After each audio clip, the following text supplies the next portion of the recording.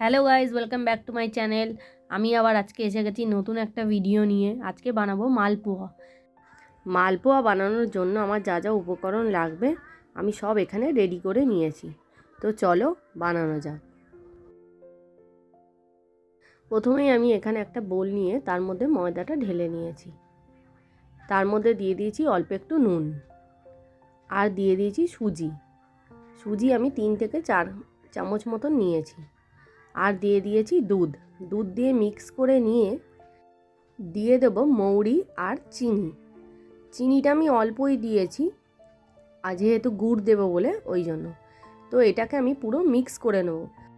খুব ভালো করে মিক্স করে নিয়ে এবার আমি দিয়ে দেবো গুড়টাকে আমি এখানে গ্রেট করে রেখে দিয়েছি। তোমরা চাইলে গোটা করেও দিতে পারো, কিন্তু গোটা দিলে একটু সময় লাগে। এবার আমি ভালো করে দেখো মিক্স করে নিয়েছি।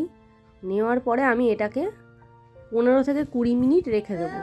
15 থেকে 20 মিনিট পরে এবার আমি মালপোয়াগুলো ভাজবো। প্রথমেই আমি প্যানে তেল গরম করে নিচ্ছি। তো চলো এবার একটা একটা করে আমি মালপোয়াগুলো ভেজে নিই।